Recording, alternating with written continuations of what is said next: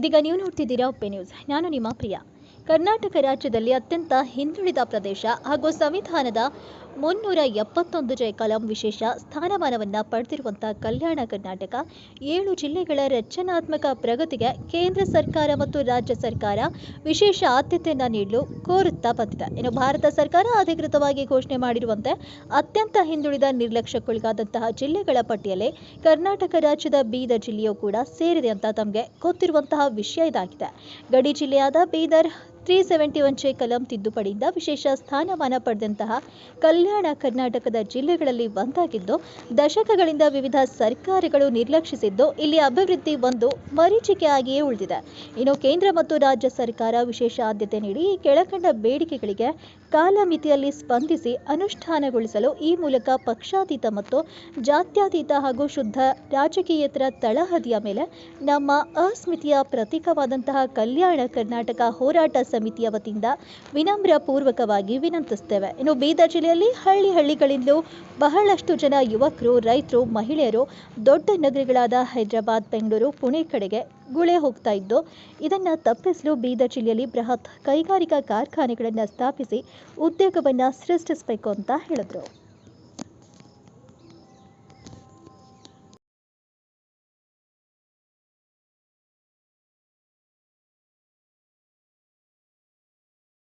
ಬೀದರ್ ಜಿಲ್ಲೆಗೆ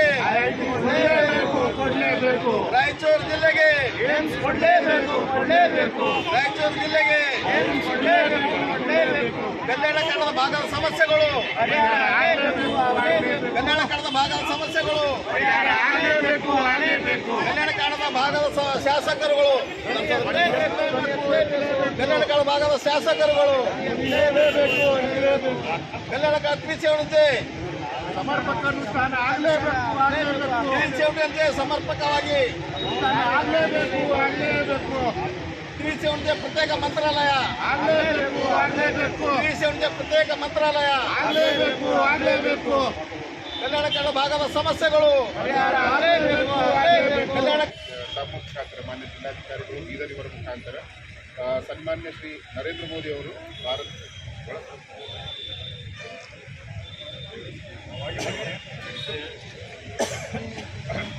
ಸನ್ಮಾನ್ಯ ಶ್ರೀ ನರೇಂದ್ರ ಮೋದಿರವರು ಮಾನ್ಯ ಪ್ರಧಾನಮಂತ್ರಿಗಳು ಭಾರತ ಸರ್ಕಾರ ಹಾಗೂ ಸನ್ಮಾನ್ಯ ಶ್ರೀ ಸಿದ್ದರಾಮಯ್ಯರವರು ಮಾನ್ಯ ಮುಖ್ಯಮಂತ್ರಿಗಳು ಕರ್ನಾಟಕ ಸರ್ಕಾರ ಇವರುಗಳಿಗೆ ಮಾನ್ಯ ಜಿಲ್ಲಾಧಿಕಾರಿಗಳು ಬೀದರ್ ಇವರ ಮುಖಾಂತರ ಕರ್ನಾಟಕದ ಗಡಿ ಜಿಲ್ಲೆ ಬೀದರ್ ವಿಶೇಷ ಅಭಿವೃದ್ಧಿಗೆ ಕೇಂದ್ರ ಸರ್ಕಾರ ಸಕಾರಾತ್ಮಕ ಸ್ಪಂದಿಸುವ ಕುರಿತು ಮೇಲೆ ಪ್ರಸ್ತಾಪಿಸಿರುವ ವಿಷಯದಂತೆ ಈ ಮೂಲಕ ತಮ್ಮಲ್ಲಿ ಮನವರಿಕೆ ಮಾಡಿಕೊಳ್ಳುವುದೇನೆಂದರೆ, ಕರ್ನಾಟಕ ರಾಜ್ಯದಲ್ಲಿ ಅತ್ಯಂತ ಹಿಂದುಳಿದ ಪ್ರದೇಶ ಹಾಗೂ ಸಂವಿಧಾನದ 371ನೇ ಕಲಂ ವಿಶೇಷ ಸ್ಥಾನಮಾನ ಪಡೆದಿರುವ ಕಲ್ಯಾಣ ಕರ್ನಾಟಕದ 7 ಜಿಲ್ಲೆಗಳ ರಚನಾತ್ಮಕ ಪ್ರಗತಿಗೆ ಕೇಂದ್ರ ಸರ್ಕಾರ ಹಾಗೂ ರಾಜ್ಯ ಸರ್ಕಾರ ವಿಶೇಷ ಆದ್ಯತೆ ನೀಡಲು ಕೋರುತ್ತಾ, ಭಾರತ ಸರ್ಕಾರ ಅಧಿಕೃತವಾಗಿ ಘೋಷಣೆ ಮಾಡಿರುವಂತೆ ಅತ್ಯಂತ ಹಿಂದುಳಿದ ನಿರ್ಲಕ್ಷ್ಯಕ್ಕೊಳಗಾದ ಜಿಲ್ಲೆಗಳ ಪಟ್ಟಿಯಲ್ಲಿ ಕರ್ನಾಟಕ ರಾಜ್ಯದ ಬೀದರ್ ಜಿಲ್ಲೆಯೂ ಸೇರಿದೆ ಎಂದು ತಮಗೆ ಗೊತ್ತಿರುವ ವಿಷಯವಾಗಿದೆ.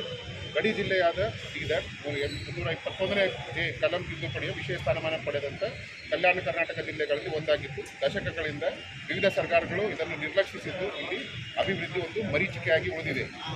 ಕೇಂದ್ರ ಮತ್ತು ರಾಜ್ಯ ಸರ್ಕಾರ ವಿಶೇಷ ಆದ್ಯತೆ ನೀಡಿ ಈ ಕೆಳಕಂಡ ಬೇಡಿಕೆಗಳಿಗೆ ಕಾಲಮಿತಿಯಲ್ಲಿ ಸ್ಪಂದಿಸಿ ಅನುಷ್ಠಾನಗೊಳಿಸಲು ಈ ಮೂಲಕ ಪಕ್ಷಾತೀತ ಮತ್ತು ಜಾತ್ಯತೀತ ಹಾಗೂ ಶುದ್ಧ ರಾಜಕೀಯೇತರ ತಳಹದಿಯ ಮೇಲೆ ನಮ್ಮ ಅಸ್ಮಿತೆಯ ಪ್ರತೀಕವಾದ ಕಲ್ಯಾಣ ಕರ್ನಾಟಕ ಸಮಿತಿಯ ವತಿಯಿಂದ ವಿನಮ್ರಪೂರ್ವಕವಾಗಿ ವಿನಂತಿಸುತ್ತೇವೆ.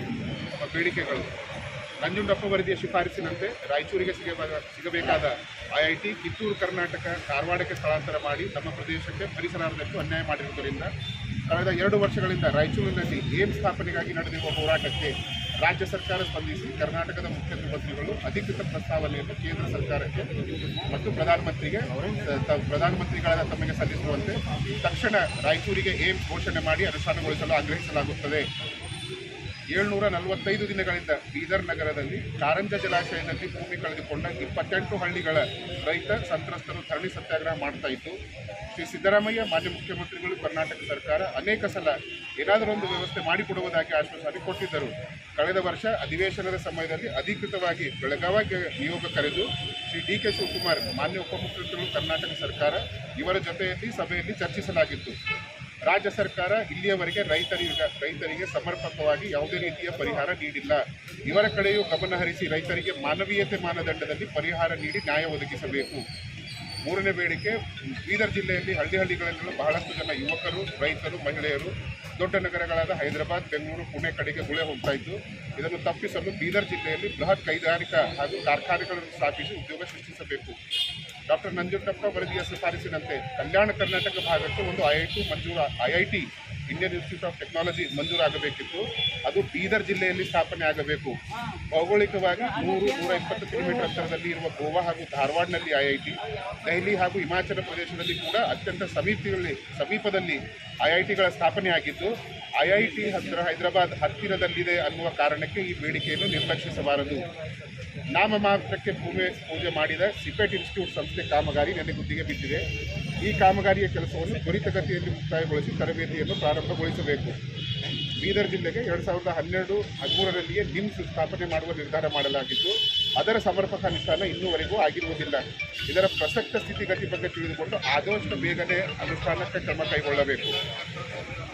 ಬೀದರ್ ಜಿಲ್ಲೆಯ ರೈಲ್ವೆ ನಿಲ್ದಾಣದ ಸೌಂದರೀಕರಣದ ಕಾರ್ಯ ಚಾಲನೆಯಲ್ಲಿದ್ದು, ಇದನ್ನು ಮೇಲ್ದರ್ಜೆಗೊಳಿಸಿ ಕನಿಷ್ಠ 6 ರೈಲ್ವೆ ಲೈನ್ ಇರುವ ಹಾಗೆ ನವೀಕರಿಸಿ ಬೀದರಿನಿಂದ ಮುಂಬೈ, ನವದೆಹಲಿ ಹಾಗೂ ಉತ್ತರ ಭಾರತದ ತೀರ್ಥ ಸ್ಥಳಗಳಿಗೆ ಹೊಸ ರೈಲುಗಳು ಮಂಜೂರು ಮಾಡಬೇಕು. 2022-23ನೇ ಸಾಲಿನಲ್ಲಿ ಸ್ಥಾಪನೆಯಾಗಿರುವ ಬೀದರ್ ವಿಶ್ವವಿದ್ಯಾಲಯದ ಅಭಿವೃದ್ಧಿಗಾಗಿ ಅವಶ್ಯಕ ಅನುದಾನ ಬಿಡುಗಡೆ ಮಾಡಬೇಕು. ಆದಷ್ಟು ಬೇಗನೆ ಅಲ್ಲಿರುವ ಖಾಲಿ ಹುದ್ದೆಗಳನ್ನು ಭರ್ತಿ ಮಾಡಬೇಕು. ನಮ್ಮ ನ್ಯಾಯಯುತವಾದ ಬೇಡಿಕೆಗಳಿಗೆ ಸಕಾರಾತ್ಮಕವಾಗಿ ಸ್ಪಂದಿಸಿ ಮುಂದಿನ ಕ್ರಮ ಕೈಗೊಳ್ಳಬೇಕೆಂದು ಮಾನ್ಯರಲ್ಲಿ ವಿನಯಪೂರ್ವಕವಾಗಿ ವಿನಂತಿಸಿಕೊಳ್ಳುತ್ತೇವೆ. ಜಿಲ್ಲಾಧಿಕಾರಿಗಳು ಬೀದರ್ ಇವರ ಮುಖಾಂತರ ಈ ನಿವೇದನೆ ಏನಿದೆ ನಾವು ಅಪರ ಜಿಲ್ಲಾಧಿಕಾರಿಗಳಾದ ಶಿವಕುಮಾರ್ ಶ್ರೀನಿವಾಸ್ ಸರ್ ಅವರಿಗೆ ನಮ್ಮ ಹೋರಾಟ ಸಮಿತಿ ವತಿಯಿಂದ ನಾವು ಕೊಡ್ತೇವೆ.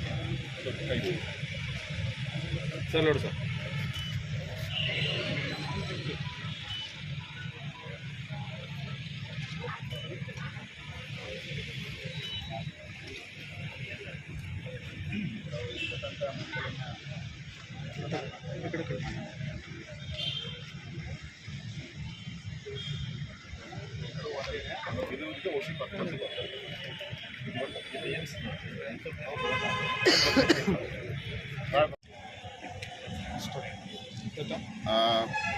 ಇವತ್ತು ಕಲ್ಯಾಣ ಕರ್ನಾಟಕ ಹೋರಾಟ ಸಮಿತಿ ಬೀದರ್ ಶಾಖೆ ವತಿಯಿಂದ ಕೇಂದ್ರ ಸರ್ಕಾರ ಹಾಗೂ ರಾಜ್ಯ ಸರ್ಕಾರಕ್ಕೆ ಕೆಲವು ಬೇಡಿಕೆಗಳ ಬಗ್ಗೆ ಒತ್ತಾಯ ಮಾಡಲು ನಾವು ಇಲ್ಲಿ ಎಲ್ಲರೂ ಸೇರಿದ್ದೆವು.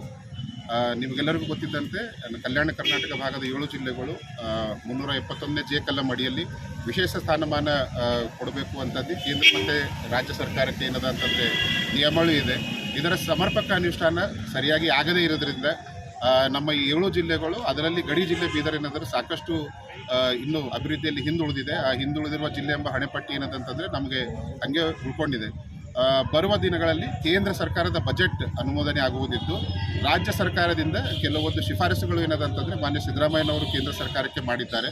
ಅದರ ಸಂಬಂಧ ಅವರು ದೆಹಲಿಯಲ್ಲಿ ಮಾನ್ಯ ಪ್ರಧಾನಮಂತ್ರಿಯವರಿಗೂ ಕೂಡ ಭೇಟಿಯಾಗಿ ಅವರು ಏನಂತಾರೆ ತಮ್ಮ ಬೇಡಿಕೆಗಳನ್ನು ಮುಟ್ಟಿದ್ದಾರೆ. ಅದರೊಳಗೆ ಒಂದು ಬೇಡಿಕೆ ಏನು ಅಂತಂದರೆ ಡಾಕ್ಟರ್ ನಂಜುಂಡಪ್ಪ ವರದಿ ಶಿಫಾರಸಿನಂತೆ ಕಲ್ಯಾಣ ಕರ್ನಾಟಕ ಭಾಗದಲ್ಲಿ ರಾಯಚೂರು ಜಿಲ್ಲೆಗೆ ಏನು IIT ಸಿಗಬೇಕಾಗಿತ್ತು, ಅದು ಕಳೆದ ಸಾರಿ ಏನದ ಅಂತಂದರೆ ಕೆಲವರು ಕುತಂತ್ರದಿಂದ ಕಿತ್ತೂರು ಕರ್ನಾಟಕ ಭಾಗದ ಧಾರವಾಡ ಜಿಲ್ಲೆಗೆ ಆಗಿತ್ತು. ಇದರಿಂದ ನಮ್ಮ ಕಲ್ಯಾಣ ಕರ್ನಾಟಕಕ್ಕೆ ಮತ್ತು ರಾಯಚೂರಿಗೆ ಏನಂತಂದರೆ ಒಂದು ಭಾಳ ದೊಡ್ಡ ಅನ್ಯಾಯ ಆಗಿತ್ತು. ಆ ಅನ್ಯಾಯ ಸರಿಪಡಿಸಲು ಏನದ ಅಂತಂದರೆ ಕಳೆದ 2 ವರ್ಷದಿಂದ ರಾಯಚೂರು ಜಿಲ್ಲೆ ಏಮ್ಸ್ ಹೋರಾಟ ಸಮಿತಿಯವರ ವತಿಯಿಂದ 2 ವರ್ಷ ಸತತ ಹೋರಾಟ ನಡೀತಾ ಇದೆ. ಆ ಹೋರಾಟಕ್ಕೆ ಮಣಿದು ರಾಜ್ಯ ಸರ್ಕಾರ ಈ ಸಲ ಕೇಂದ್ರ ಸರ್ಕಾರಕ್ಕೆ ಸಲ್ಲಿಸಿರುವ ಬೇಡಿಕೆಗಳಲ್ಲಿ ರಾಯಚೂರಿಗೆ ಏಮ್ಸ್ ಕೊಡಬೇಕು ಅಂತಂದು ಕೂಡ ಏನದಂತಂದರೆ ಶಿಫಾರಸು ಮಾಡಿದೆ. ಆ ಶಿಫಾರಸಿಗೆ ಕೇಂದ್ರ ಸರ್ಕಾರ ಏನಂತಂದ್ರೆ ಮನ್ನಣೆ ಕೊಟ್ಟು ಈ ಬರುವ ಕೇಂದ್ರ ಬಜೆಟ್ನಲ್ಲಿ ಏನದ ಅಂತಂದರೆ ರಾಯಚೂರಿಗೆ ಏಮ್ಸ್ ಇದು ಏನಂತಾರೆ ಕೊಡಲೇಬೇಕು ಎಂಬುದೊಂದು ನಮ್ಮ ಬೇಡಿಕೆ ಆಗಿದೆ. ಅದೇ ರೀತಿ ಡಾಕ್ಟರ್ ನಂಜುಂಡಪ್ಪ ವರದಿ ಪ್ರಕಾರ ಕಲ್ಯಾಣ ಕರ್ನಾಟಕ ಭಾಗಕ್ಕೆ ಒಂದು IIT ಕೂಡ ಒಂದು ಆಗಬೇಕು ಅಂತಂದು ಒಂದು ಶಿಫಾರಸಿದೆ. ರಾಯಚೂರಿಗೆ ಏಮ್ಸ್ ಆಯಿತು ಅಂತಂದರೆ IIT Indian institute of technology Kalyana Karnataka ಭಾಗಕ್ಕೆ ಬರಬೇಕು.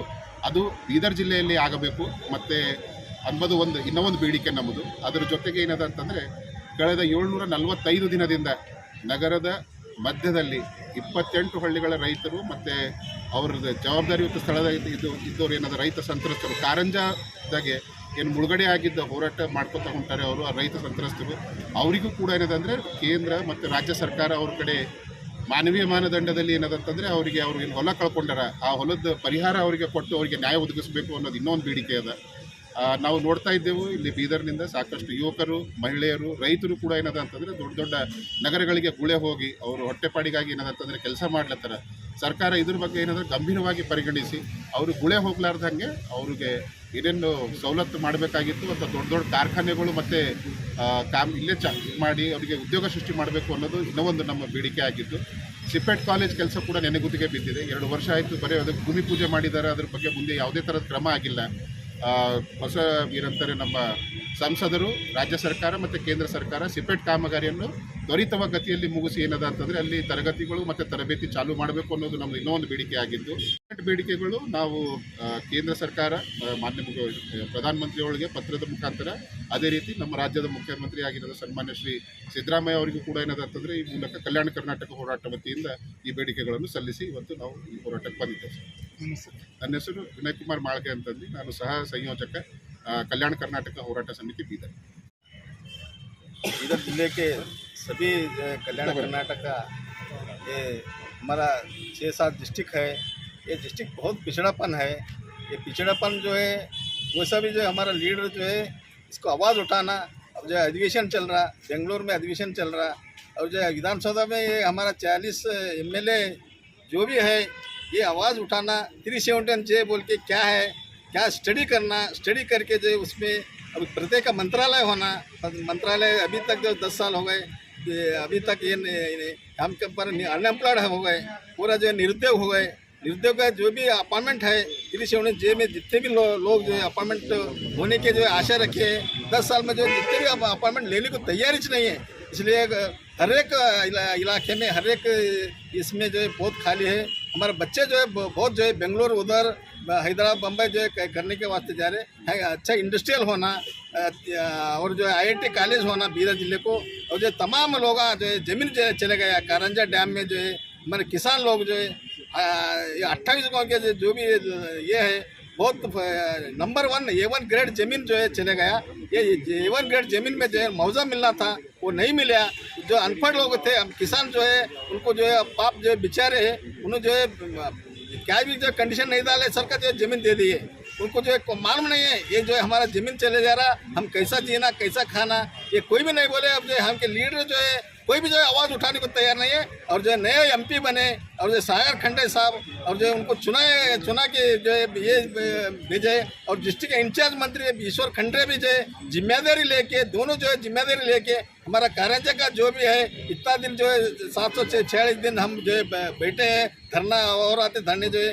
ये प्रियंका गांधी भी जो है हमारा आश्वासन दिए, सब जो है मुख्यमंत्री जो है हमारा जो सिद्धरामैया भी भरोसा दिए। और DK शिवकुमार जो है अभी मीटिंग बुलाते बोले। अब अधिवेशन में जो है हमारा जिले के जो है जितने भी शासक है, हमारे जो मंत्री है, आवाज़ उठा के बीदर जिले को जो अच्छा ये करना। और जो कल्याण कर्नाटक में जो भी समस्या है उसको जो है उलझाने के लिए और ये इसके बारे में जो है हमारा भाग के हमारे कल्याण कर्नाटक जितने भी समस्या है उनको जो है आवाज़ उठा के हम ये करता बोल के हमको जो है ये करके न्याय दिलाना। और जो यहाँ के जो गरीब लोग बच्चे हैं, गरीब लोग हैं, बहुत जो है किसान है, सभी को जो है न्याय मिलने के सरकार यहाँ के हमारा जो सभी जो है MP जो है 5 MP चुन के कल्याण कर्नाटक के इस भाग के 5 MP को चुना के गए। इसके बारे में जो है रेलवे के जितने समस्या हो, किसानों का समस्या हो, और जो हल्के का शुगर फैक्ट्री वैसे पड़ा। और जो तुम लीडर बन के जो है कई वास्ते जो MLA बन के जा रही है, मेरे को समझ में नहीं आ रहा। तुम जो है इतना जो है 371J में जो तो बजट डालने को लगाओ, वो फैक्ट्री चालू करने को लगाओ। 5,000 करोड़ है, उसमें जो है हर एक हमारे कारंजा वालों को पैसा देने को ये करो, वो कोसा भी जो डाइवर्ट करने को ये हक जो है सबको है। तो तुम्हारा जो दिल में करना है तो जो शुगर फैक्ट्री भी चालू होता, कारंजा का समस्या भी हल होता, सभी होता, मगर जो करने का दिल नहीं है। फालतू बजट जो है, फालतू जो है पैसा खर्च करके फालतू ये कर रहे हैं। इसलिए जो है ये हमारा जो भी समस्या है IIT का बीदर जिले को जो है तो बच्चों को जो है यहाँ के लोकल को लोगों को मिलता। और इंडस्ट्रियल जो है बाहर जो है खेत वो छोड़ के जो है बेंगलुरु, हैदराबाद, बम्बई जो है बच्चे चले जा रहे हैं। ये ढाई सौ जो है इंडस्ट्रियल हो तो जो है जॉब करके जो है यहाँ लोकल में जो है ज़मीन फीमीन जो कुछ तो देखते रहते हैं बच्चे।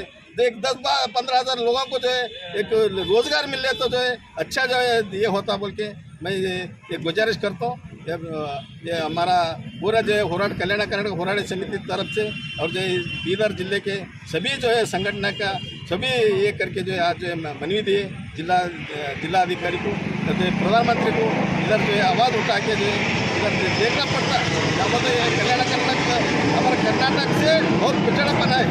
हम अगर इतना ये है नंदुड़प्पा वर्दी के हिसाब से जो ये करें तो वर्दी जो है क्यों जारी नहीं कर रहे, या हमारा भाग के जो है अगर जो है तुम मैसूर मंड्या जो है वो लोग जो है अगर मुख्यमंत्री बन रहे इसलिए हमको अन्याय हो रहा। अगर हमारा इसमें अगर जो है अलग जो है मांगना पड़ता है आगे दिन, इसलिए सिद्धरामैया को बोल रहे और जो DK शिवकुमार को और जो प्रधानमंत्री जो है मोदी साहब को हम बोल रहे हैं, हम जो है ऐलान कर रहे हैं कि जो है हमारा समस्या कल्याण करने की समस्या हल करो।